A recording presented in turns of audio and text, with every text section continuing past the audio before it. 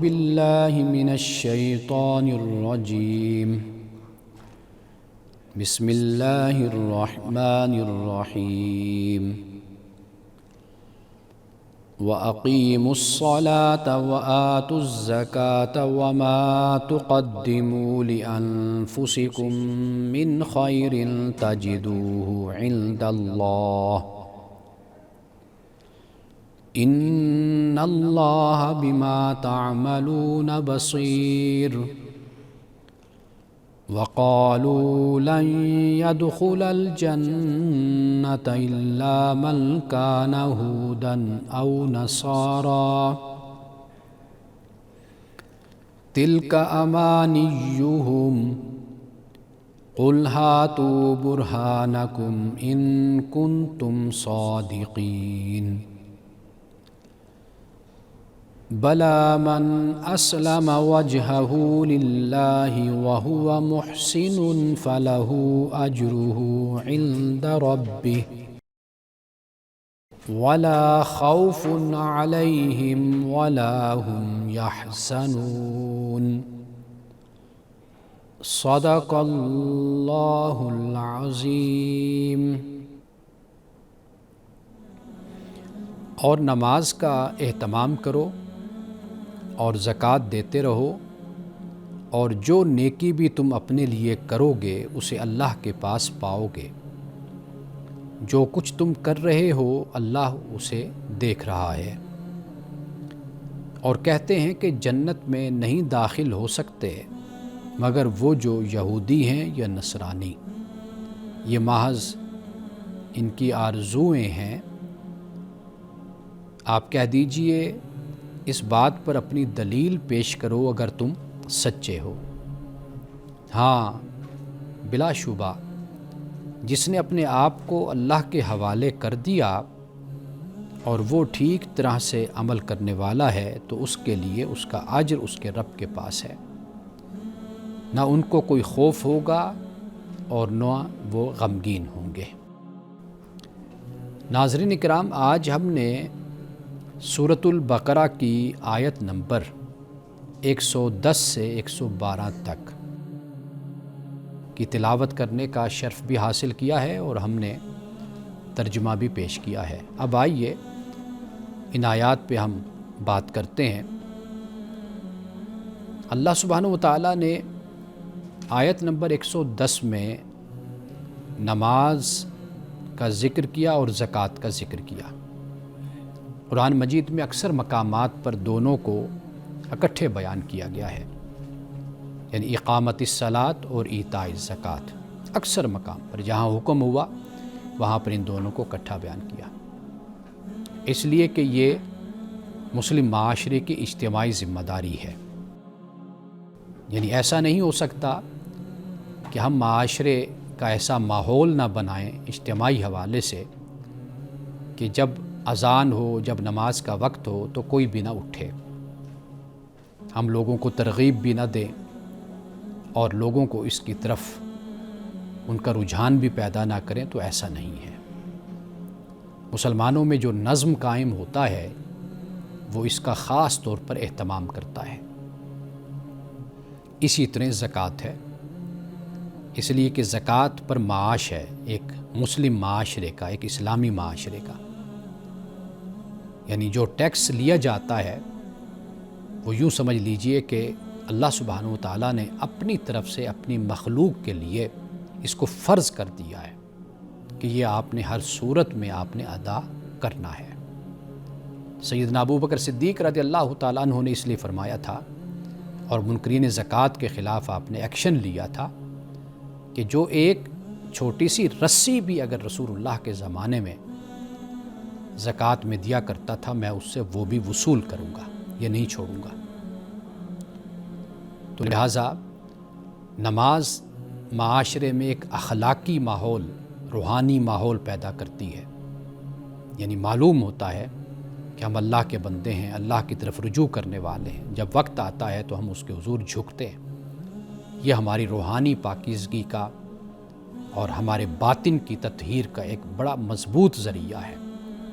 عملی زندگی میں مختلف اوقات میں جب ہم نماز کے لیے کھڑے ہوتے ہیں تو گویا کہ یہ ایک میسیج اور پیغام دیا جاتا ہے کہ بھئی دنیا کے معاملات میں تم نے گم نہیں ہو جانا، مگن نہیں ہو جانا، اور اپنے رب کو بھولنا نہیں۔ اقم الصلاۃ لذکری، نماز قائم کرو میری یاد کے لیے، میرے ذکر کے لیے نماز کو قائم کرو۔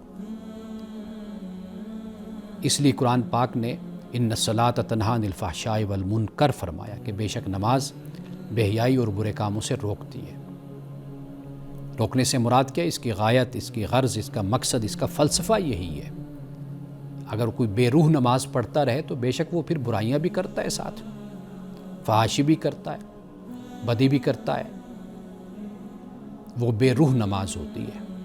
اور جو صحیح نماز ادا کرتا ہے، سمجھتا ہے نماز کے مقصد کو، نماز کو، کہ یہ جو نماز ہے یہ در حقیقت اس بڑی قیامت کی ایک ریہرسل ہے کہ ہم خدا کی بارگاہ میں حاضری دے رہے ہیں، اللہ کے سامنے جا رہے ہیں۔ یہ ایک ریہرسل ہے کہ جس طرح دن میں تم 5 مرتبہ رب کے حضور آتے ہو، اسی طرح ایک بڑی جماعت اور ایک بڑا حشر اور بڑا اجتماع بھی منعقد ہوگا کہ جہاں تم اپنے رب کے حضور حاضر ہوگے۔ جہاں تو اختیار کے ساتھ آتے ہو وہاں پر تمہارا اختیار نہیں ہوگا، تمہیں پکڑ کر بھی لایا جائے گا، خدا کی بارگاہ میں تمہاری حاضری ہوگی۔ تو لہٰذا قرآن مجید جب ہم پڑھتے ہیں تو یہاں پہ دیکھیے اللہ پاک نماز قائم کرو اور زکوٰۃ ادا کرو۔ سورۃ التوبہ میں بھی ہم یہی پڑھتے ہیں، وہاں پر اللہ نے اسی کی بات کی۔ کیوں؟ اس لیے کہ یہ نشانی ہے ایک مسلم معاشرے کی، ایک مسلمان کی، ایک مومن کی، کہ نماز قائم کرتا ہے اور زکوٰۃ دیتا ہے۔ تو لہٰذا یہ اجتماعی طور پر اس کی طرف راغب کرنا، ترغیب دینا، لوگوں کو لانا، ایک اجتماعی ماحول ایسا بنانا کہ جس سے معلوم ہو کہ یہ ایک مسلم معاشرہ ہے اور اجتماعی طور پر اسلام کے جو احکام ہیں، اقدار ہیں، ان کا یہاں پر خیال کیا جاتا ہے، اور اس کو اسلام کو، مذہب کو ماننے والے لوگ ہیں یہ۔ تو یہ دو وہ باتیں ہیں جو قرآن پاک نے بیان کی۔ اور جہاں پر اقتدار کی بات کی کہ مسلمانوں کی حکومت کی بات کی، تو وہاں پر بھی ان دو باتوں کی، ان دو فرائض کو قرآن پاک نے بیان کیا ہے وہاں۔ تو لہٰذا اس حوالے سے خاص طور پر ہمیں حساس ہونا چاہیے اور اس مسئلے کو ہمیں سمجھنا چاہیے۔ نماز در حقیقت انسان کو اندرونی نظم اور انسان کو سکون دیتی ہے، ایک بات۔ دوسری یہ کہ جو زکوٰۃ ہے یہ انسان کی جو مالی انا ہوتی ہے اس کو توڑتی ہے۔ مالی انا سے مراد یہ ہے کہ میں سرمایہ دار ہوں، میں مالدار ہوں، لوگ میرے ملازم ہیں، میرے محکوم ہیں، میرے خادم ہیں۔ یہ جو ایک انا پیدا ہو جاتی ہے انسان میں، یہ زکوٰۃ اس کو توڑتی ہے۔ پھر دونوں مل کر انسان کا جو نفس ہے اس میں توازن کو بحال کر دیتے ہیں۔ پھر ایک بیلنس انسان کی شخصیت میں نماز سے اور زکوٰۃ سے آتا ہے۔ آپ یوں کہہ سکتے ہیں کہ یہ جو آیت نمبر 110 ہے یہ دین کی دو جہتوں کو بیان کر رہی ہے۔ ایک جہت ہے بندگی کی اور ایک جہت ہے انسانیت کی۔ بندگی اللہ کی، اللہ کی بارگاہ میں جھکنا، نماز، اور دوسری جہت جو دین کی ہے وہ انسانیت ہے۔ قرآن پاک نے اس کو جا بجا مقام پہ بیان کیا ہے، کئی مقام پہ۔ مثال کے طور پر ما سلککم فی سقر، کہ جہنمیوں سے پوچھا جائے گا بھئی تم کیوں جہنم میں ہو؟ قالوا لم نک من المصلین، ہم نماز نہیں پڑھا کرتے تھے۔ ولم نک نطعم المسکین، ہم مسکین کو کھانا نہیں کھلاتے تھے۔ یعنی اب دیکھ لیجئے اس میں بندگی کا ذکر ہے اور اس میں انسانیت کا ذکر ہے۔ اور جہاں پہ یہ فرمایا کہ یدعو الیتیم ولا یحض علی طعام المسکین، یتیم کو دھکے دیتا ہے اور مسکین کو کھانا کھلانے کی رغبت نہیں دیتا۔ فوائل للمصلین، نمازیوں کے لیے ہلاکت ہے ایسے، الذین هم عن صلاتہم ساہون، کہ جو اپنے نماز کے مقصد سے غافل ہیں، جانتے نہیں کہ نماز کا مقصد کیا ہے۔ نماز پڑھتے ہیں، ادھر سے یتیم کو دھکے دیتے ہیں اور کسی غریب کو کھانا کھلانے کی ترغیب بھی نہیں پیدا کرتے۔ ایک تو خود عمل کرنا ہوتا ہے، ترغیب کا معاملہ بھی نہیں ہے ان کے اندر۔ تو فرمایا کہ ہلاکت ایسے نمازیوں کے لیے، نمازی یہ لفظ ہے قرآن پاک میں، مسلین، نمازیوں کے لیے ہلاکت ہے۔ مطلب یہ ہے کہ ایسے نمازی بھی ہوں گے کہ جو کل قیامت کے دن جن کو پکڑا جائے گا سزا دی جائے گی، حالانکہ وہ نماز پڑھتے ہوں گے۔ اس لیے کہ صرف نماز پڑھنا کافی نہیں ہے نا، نماز کے تقاضے جو قرآن پاک نے مختلف مقامات پر بیان کیے ہیں، اس لیے قرآن پاک نے اقامت الصلاۃ کی بات کی، نماز کو قائم کرنا، اس کا اہتمام کرنا، صرف یہ نہیں کہ نماز پڑھنی ہے۔ تو یہ بنیادی بات ہے جو ہم لوگوں کو سمجھنی چاہیے کہ نماز کو قائم اور زکوٰۃ کی ادائیگی۔ اور پھر اللہ سبحانہ و تعالیٰ نے یہ بھی بیان کر دیا کہ ایسا نہیں ہے کہ بھئی آپ جو نیکی کرو گے تو یہیں رہ جائے گی، فرمایا وہ سارا کچھ سٹاک ہو رہا ہے، جمع ہو رہا ہے، وہ کل قیامت کے دن تمہارے سامنے رکھ دیا جائے گا۔ تو یہ مجھ سے سوال کیا گیا کہ اللہ ترازو کیوں لگاتا ہے؟ قرآن پاک میں ہے کہ ترازو قیامت کے دن لگے گا، وزن ہوگا اعمال کا، فَمَن يَعْمَلْ مِثْقَالَ ذَرَّةٍ خَيْرًا يَرَهُ وَمَن يَعْمَلْ مِثْقَالَ ذَرَّةٍ شَرًّا يَرَهُ۔ ترازو کی بات کیوں کی گئی؟ تو میں اس پر بات کرتا ہوں، لیکن ایک وقفے کے بعد۔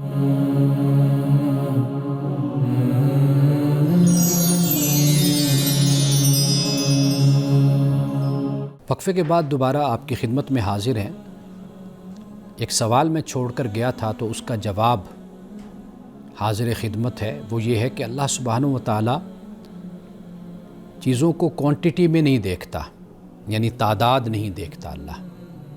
اللہ اس کا وزن کوالٹی کی بنیاد پر رکھتا ہے، یعنی ممکن ہے کہ ایک شخص صرف 2 رکعت نفل پڑھے اور دوسرا شخص 200 رکعت نفل پڑھے۔ ممکن ہے کہ جو 2 رکعت جس نے پڑھی اس کا وزن 200 پہ زیادہ ہو۔ اسی طرح ایک شخص ہے کہ جس نے اللہ کی بارگاہ میں 100 روپیہ دیا، اس کے مقابل ایک وہ شخص ہے کہ جس نے 1,00,000 روپیہ دیا، ممکن ہے اس 100 کا وزن زیادہ ہو۔ تو لہٰذا خدا کے ہاں کوالٹی، آپ کوئی بھی کام کرتے ہیں آپ اس کی کوالٹی کو دیکھیں۔ اللہ کے ہاں کوالٹی صرف ایک ہے، وہ یہ ہے کہ آپ خلوص سے، تقوی سے اللہ کی بارگاہ میں خرچ کریں، صرف اس کی رضا کے لیے۔ قرآن پاک نے مسلمانوں کو ریاکاری سے منع کیا۔ کیوں منع کیا؟ فرمایا کہ یہ وہ لوگ کرتے ہیں کہ جو اللہ اور یوم آخرت پر ایمان نہیں رکھتے۔ سورۃ البقرہ میں اس کو بیان کیا، اللہ اور یوم آخرت پر ایمان نہیں رکھتے۔ بڑی اہم بات ہے یہ، اس لیے کہ انسان جو انفاق کرتا ہے، خرچ کرتا ہے، کوئی خدمت کرتا ہے، کوئی کام سر انجام دیتا ہے، انسانی فطرت ہے کہ وہ ریوارڈ چاہتا ہے، بدلہ چاہتا ہے۔ اگر دنیا میں بدلہ چاہے گا تو واضح بات ہے پھر لوگوں کو تو یہی کہتا ہے میں اللہ کے لیے کر رہا ہوں، میں اللہ کے دین کے لیے کر رہا ہوں، لیکن مقصد کیا ہے؟ لوگوں کو دکھانا۔ تو پھر یہاں تو نفاق آ گیا، پیدا ہو گیا، منافقت پیدا ہو گئی۔ تو پھر اب معاملہ اصل میں یہ ہے کہ جب آپ خرچ کر رہے ہیں تو ریاکاری ہو گئی، تو گویا کہ آپ اللہ اور یوم آخرت کو مان ہی نہیں رہے۔ اگر اللہ اور یوم آخرت کو مانتے ہوتے تو پھر دنیا سے انعام کیوں چاہتے آپ؟ پھر تو آپ آخرت میں اللہ سے چاہتے۔ تو خرچ کر کے خدا کا نام لینا اور پھر یہ چاہنا کہ لوگ میری عزت کریں، لوگوں کو دکھا کر خرچ کرنا، تو اس کا پھر اجر خدا کے ہاں نہیں ہوتا۔ تو لہٰذا خرچ کرنا ہو تو بے غرضی سے انسان خرچ کرے، جو کام بھی کرنا ہو بے غرضی سے، اس طریقے سے کرے کہ نتیجہ خدا سے لے، ریوارڈ خدا سے، انعام خدا سے اس نے لینا ہے۔ تو یہ وہ بات ہے کہ جو اللہ نے جس سے منع کیا۔ اب دیکھیے، ریاکاری سے خرچ کرنے والا لاکھوں کروڑوں روپیہ بھی خرچ کر رہا ہے، خدا اسے پسند نہیں کر رہا، لیکن ریاکاری سے بچ کر، چھپ کر اور ڈر کر اللہ کی بارگاہ میں خرچ کرتا ہے کہ معلوم نہیں کہ مولا قبول کرے یا نہ کرے، رد ہو جائے۔ 100 روپیہ خرچ کر رہا ہے، اللہ اس کو بھی پسند فرما رہا ہے۔ تو لہٰذا خدا کے ہاں جو وزن کا معاملہ ہے وہ کوالٹی کی بنیاد پر ہے۔ ممکن ہے کہ ایک طرف ذرہ ہو اور دوسری طرف پہاڑ ہو، ذرے کا وزن زیادہ ہو جائے خدا کی بارگاہ میں۔ کیوں وزن زیادہ ہو جائے؟ اس لیے کہ وہ اچھی نیت کے ساتھ کیا گیا، اور وہ جو پہاڑ ہے دوسری طرف ممکن ہے کہ اس کا جو وزن ہے وہ کم ہو جائے۔ کیوں؟ اس لیے کہ وہ ریاکاری کے لیے کیا گیا۔ تو خدا کے ہاں در حقیقت یہ چیز بہت اہم ہے، انما الاعمال بالنیات، کہ اعمال کا دار و مدار نیتوں پر ہے۔ اب اس کے بعد جو آیت نمبر 111 اور 112 ہے، یہ جو سپریورٹی کمپلیکس ہوتا ہے، قرآن پاک آیت نمبر 111 میں اور 12 میں اسی کو بیان کرتا ہے۔ سپریورٹی کمپلیکس یہ انسان کو روحانی طور پر اندھا کر دیتی ہے، اپنی برتری، اپنی ذات کی احساس برتری، یہ انسان کو روحانی طور پر اندھا۔ جنت کو انسان اپنی میراث خیال کرنے لگ جاتا ہے، اور یہ روحانی غرور ہے۔ یعنی ایک طرف انسان اس کی وجہ سے، سپریورٹی کمپلیکس کی وجہ سے انسان روحانی طور پر نابینا اور اندھا ہو جاتا ہے، اور دوسری طرف جنت کو اسی کمپلیکس کی وجہ سے انسان جنت کو اپنی میراث خیال کر کے روحانی غرور، اسپرچول پرائیڈ جس کو کہتے ہیں، انسان پھر اس میں مبتلا ہو جاتا ہے۔ کیونکہ یہود و نصارہ نے یہ کہا کہ جنت میں ہمارے سوا کوئی نہیں داخل ہوگا، ہم ہی جنت میں داخل ہوں گے۔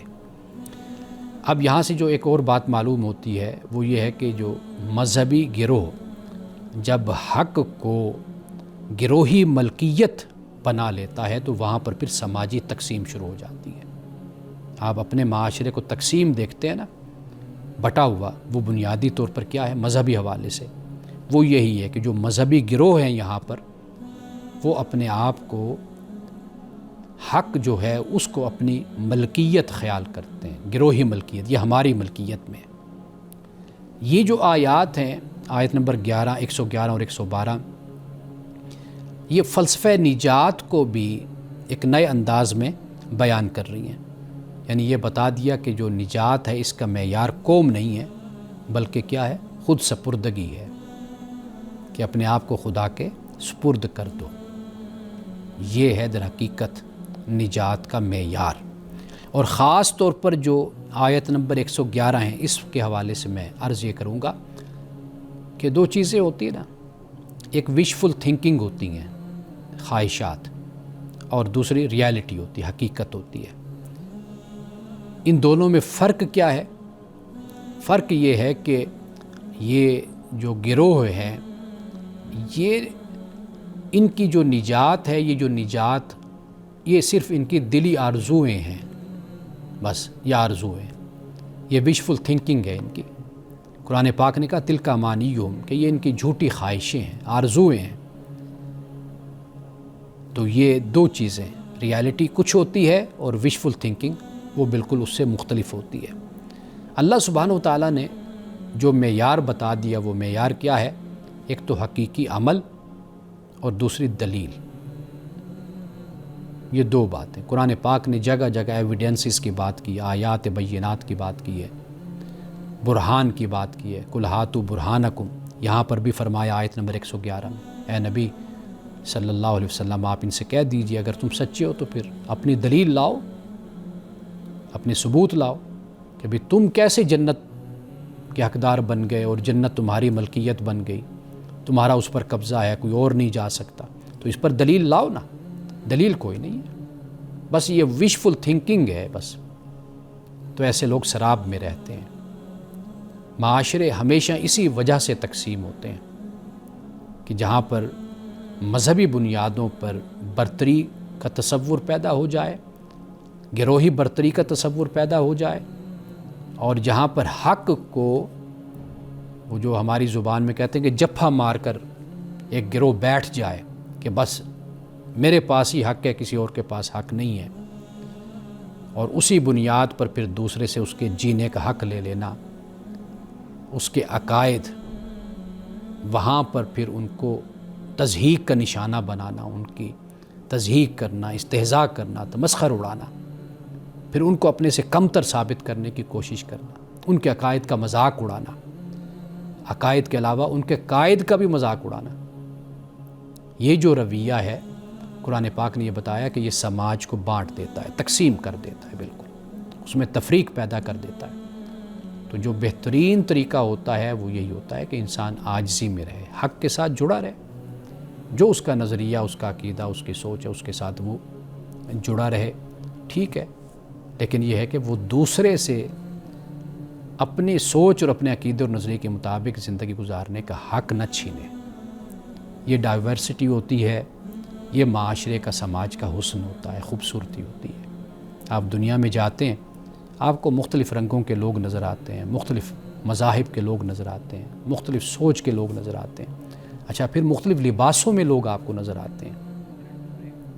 تو مختلف لباسوں میں اور مختلف مذہب کے ماننے والے، جنہیں ہم ملٹی نیشنل سوسائٹیز کہتے ہیں، آپ دیکھیں ہر طرح کی ایک ڈائیورسٹی وہاں پر پائی جاتی ہے۔ تو یہ معاشروں کا حسن ہوتا ہے، ریاستوں کا۔ بدقسمتی یہ ہے کہ یہ حسن ہمارے ہاں مان پڑ چکا ہے، بلکہ ختم ہو چکا ہے۔ تو قرآن مجید ہمیں اسی طرف متوجہ کرتا ہے کہ جنت خدا کی ہے، جہنم خدا نے بنائی ہے۔ اللہ سے اپنے لیے بھی دعا کرو، دوسروں کے لیے بھی، اور دوسروں کے ایمان کی، حق پہ آنے کی دوسروں کے لیے دعا کرو، اور عاجزی میں رہو، اس لیے کہ مجھے اور آپ کو کسی کو پتہ نہیں ہے کہ ہمارا انجام کیا ہوگا، ہمارا حال کیا ہوگا۔ ہمیشہ اللہ سے پناہ مانگنی چاہیے، اور اللہ نے جو کہا، اللہ کو صرف نہ مانے، اللہ کی بھی مانے، یہ در حقیقت نجات کا راستہ ہے۔ باقی دوسری مخلوق ہے، وہ اللہ کی مخلوق ہے، اللہ جانے اور وہ اس کی مخلوق جانے کہ وہ اپنے بندوں کے بارے میں، اپنی مخلوق کے بارے میں کیا فیصلہ کل کرے گا۔ اس بنیاد پر اس دنیا کو، اس زمین کو جہنم نہیں بنانا چاہیے۔ یہاں پہ جینے کا سب کو حق ہے۔ وقفے کے بعد دوبارہ حاضر ہوتے ہیں اور آپ کے سوالات پر تفصیل سے بات کرتے ہیں۔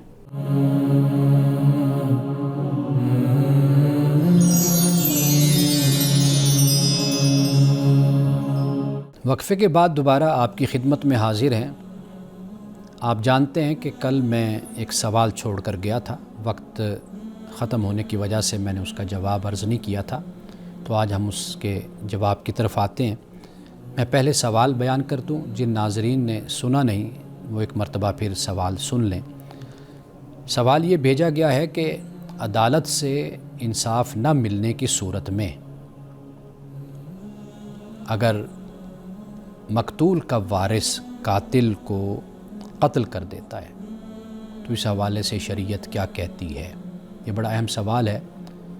پہلی بات تو یہ یاد رکھیے کہ اسٹیٹ ود ان اسٹیٹ اس کا کوئی تصور نہیں ہے، یعنی جہاں پر ایک نظم ہے، ایک نظام ہے، آپ اس پہ سوال کر سکتے ہیں، اعتراض کر سکتے ہیں، بہت کچھ کر سکتے ہیں، لیکن بہرحال اسٹیٹ ہے، ریاست ہے، نظام کمزور ہے یا نظام میں خرابیاں ہیں، وہ اپنی جگہ پر، اس پر ڈیبیٹ بھی ہونی چاہیے، گفتگو بھی ہونی چاہیے، لیکن اس نظم میں رہتے ہوئے اس طرح کا فیصلہ نہیں کیا جا سکتا۔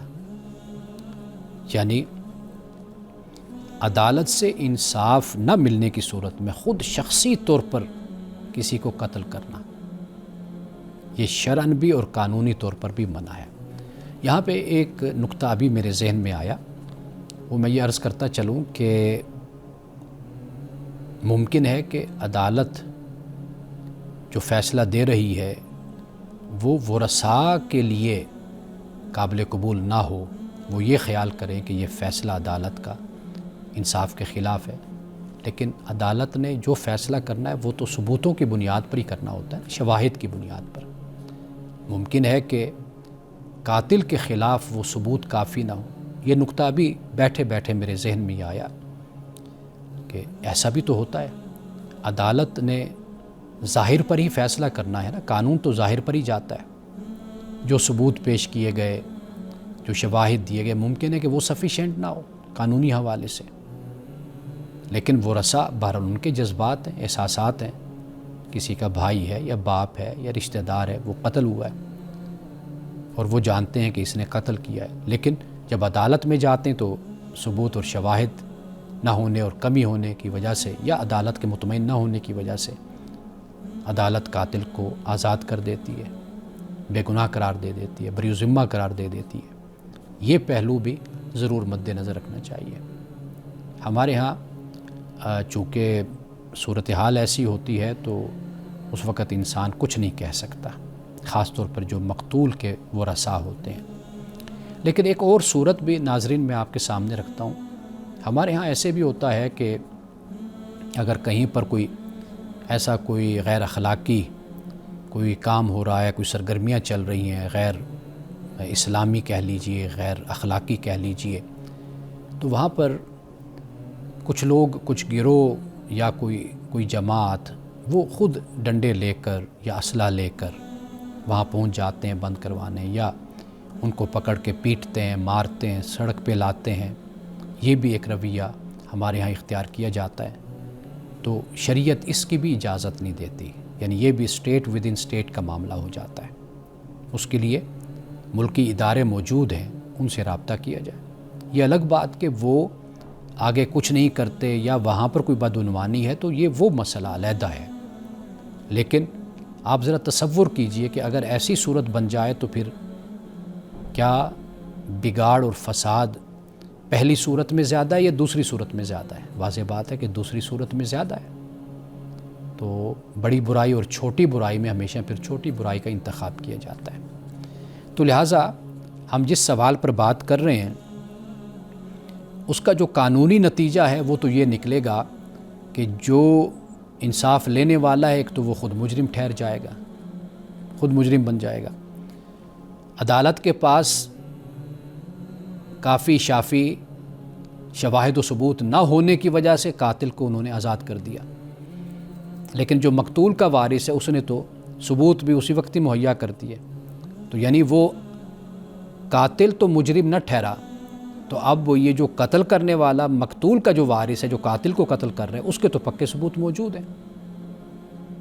تو پھر کیا صورت بنے گی؟ تو واضح بات ہے کہ اس دوسرے شخص کو بھی پھر پھانسی ہوگی، اس کو سزا ہوگی.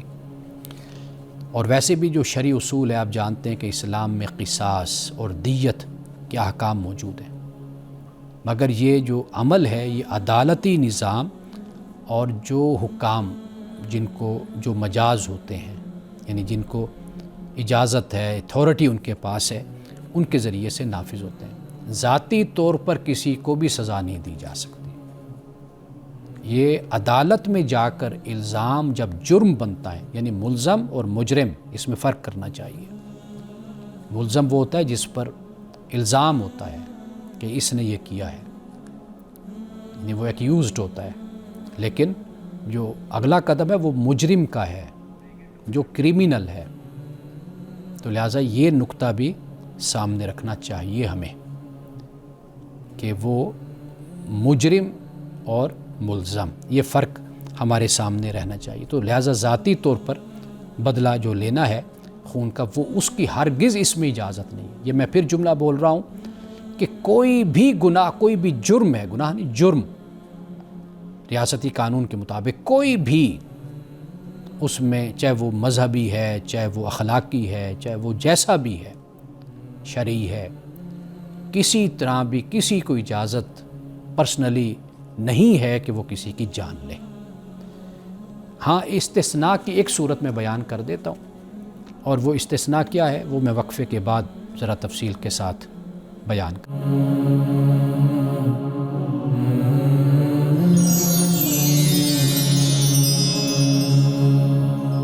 استثناء صرف اس حالت میں ہے کہ مثال کے طور پر اگر مجھ پر کسی نے حملہ کر دیا تو واضح بات ہے کہ میں نے اپنا دفاع کرنا ہے، اور خود کو ڈیفینڈ کرنے میں اگر میں نے حملہ کرنے والے پر حملہ کیا یا اپنا بچاؤ میں نے کرتے ہوئے اگر اس حملہ کرنے والے کی جان چلی جاتی ہے تو یہ ایک استثنائی صورت بن جاتی ہے. تو یہاں پر تو نرمی ہے، لیکن یہ استثنائی ہے. باقی جو صورتیں ہیں جن میں خود آگے بڑھ کر یہ کام کرنا یا جذبات سے کرنا، جذبات سے مغلوب ہو کر، تو اس کی ہرگز نہ قانون میں اجازت ہے اور نہ خدا کی شریعت میں اجازت ہے.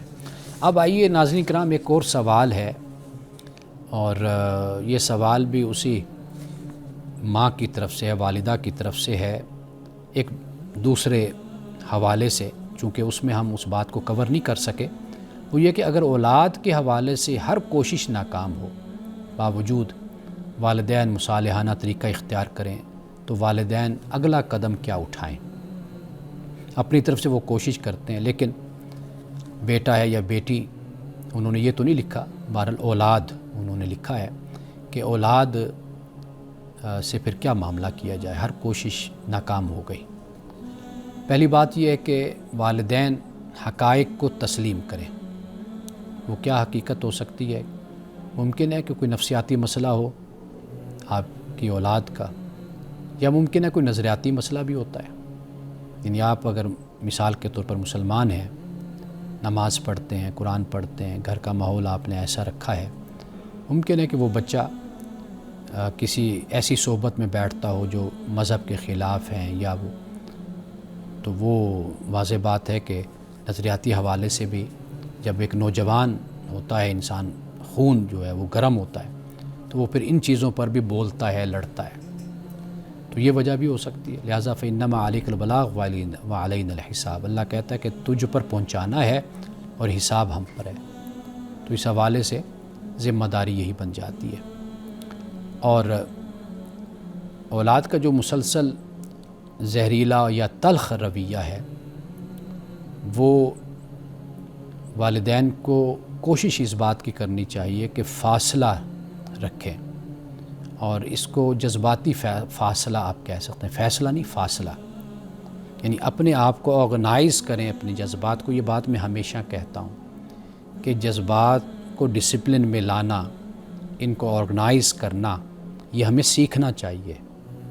ایک معاشرے میں ہم رہتے ہیں، خاندان میں رہتے ہیں، ہمیں اپنے جذبات کو بھی آرگنائز کرنا نہیں آتا۔ یعنی ہم محبت کا اظہار کرنے میں بڑے ہی بخیل ہیں، لیکن نفرت کرنے میں ہم بڑے تیز ہیں۔ لڑنا ہو، جھگڑنا ہو تو پھر ہماری آوازیں اونچی ہو جاتی، لیکن اگر کسی سے یہ کہنا ہو، بچے سے یا بیوی سے یا ماں کا اپنے بچوں سے یا باپ کا، کہ آپ کو میں بہت پسند کرتا ہوں، آپ مجھے بہت اچھے لگتے ہیں، میں آپ سے محبت کرتا ہوں، تو یہ الفاظ نرمی کے ساتھ پیش آنے میں ہم بڑے بخیل لوگ ہیں، کنجوس لوگ ہیں۔ ہاں ویسے لڑائی کرانی ہو گھر میں، باہر، چوک پہ، جہاں بھی، اس پہ ہم یعنی نفرت سے بھرے ہوئے ہم لوگ ہیں، محبت سے بھرے ہوئے لوگ نہیں ہیں۔ اب اس کے بعد یعنی حد بندی جسے کہتے ہیں کہ سیٹنگ باؤنڈریز جن کو کہا جاتا ہے، وہ بھی آپ ذرا دیکھ لیجئے۔ یعنی اگر اولاد بد زبان ہے یا بدتمیز ہو تو والدین واضح کر دیں، کھل کر حدود بیان کر دیں کہ ہماری اور حدود کیا ہیں آپ کی۔ اور ایک بات میں ہمیشہ کہا کرتا ہوں کہ والدین، ایک وجہ یہ بھی ہوتی ہے کہ والدین سب کچھ اپنی اولاد کے نام کر دیتے ہیں، تو اس پر بھی خیال کیجئے کہ اگر ایسی صورت ہو نا تو اپنی سائٹ سیو کیجئے۔ ایسے بیٹھے بیٹھے سارا کچھ بچوں میں بانٹ دینا، بچوں کو دے دینا، پھر ان کا محتاج بن جانا، پھر ان کی بیویاں ہوتی ہیں، بچے ہوتے ہیں، ان کے مسائل ہوتے ہیں، وہ پھر اس طریقے سے ماں باپ پر توجہ نہیں دیتے۔ آپ ویسے سب کچھ ان کو دے چکے ہوتے ہیں، نفسیاتی حوالے سے بھی وہ تسلی میں ہوتے ہیں کہ ان کے پاس تو ہے ہی کچھ نہیں اب، تو لہٰذا قانونی طور پر مالی حوالے سے اپنا تحفظ جو ہے وہ ضرور رکھیے۔ ثالث حکم جس کو کہا جاتا ہے، اس سے بھی مدد لیجیے۔ کئی دفعہ یہ مسائل جو ثالثی ہوتے ہیں، جو حکم جن کو ہم کہتے ہیں، ان کے ذریعے سے بھی مسئلے حل ہو جاتے ہیں، تو یہ بھی ایک طریقہ اختیار کیا جا سکتا ہے کہ کوئی بچوں کے جو چاچا ہوتے ہیں، کوئی ماما ہوتے ہیں، کوئی رشتہ دار ہوتے ہیں، کوئی دوست ہوتے ہیں، ان کے ذریعے سے بھی ان مسائل کو حل کیا جا سکتا ہے۔ اور پھر یہ ہے کہ یہ بات میں ہمیشہ والدین سے کہتا ہوں کہ اللہ تعالیٰ سے دعا، جب ایسی صورت ہو کہ ناکام آپ ہو جائیں، جیسے یہ والدہ نے یہ کہا کہ بھئی کوششیں ناکام ہو گئی، اولاد ہے کہ سمجھنے کو نہیں آتی، بدتمیزی، بد زبانی اپنے عروج پر ہے، تو پھر کیا کیا جائے؟ میں ہمیشہ کہتا ہوں کہ ماں کی دعا اللہ سنتا ہے، ماں ہو یا باپ، تو مصلی بچھا لیں، اللہ سے دعا کریں، تہجد پڑھا کریں، اور تنہائی میں، خلوت میں جی بھر کے روئیں، گریہ وزاری کریں، استغفار کریں، توبہ کریں، اللہ سے اپنی بھی معافی مانگیں، اپنی اولاد کی ہدایت اور رہنمائی کے لیے بھی اللہ سے دعا کریں۔ دعا ضرور قبول ہوتی ہے، لیکن اس دعا سے پہلے جو میں نے باتیں بیان کی ہیں، یعنی دعا بھی ساتھ رکھیے، یہ نہیں کہ اس کے بعد دعاؤں کا سلسلہ بھی جاری رہے، ساتھ ساتھ جو یہ ہیلہ میں نے آپ کو بتایا ہے عملی حوالے سے، اس کو بھی جاری رکھیے، اس کے ساتھ ساتھ چلیے، دونوں چیزیں ساتھ ساتھ ہونی چاہیے۔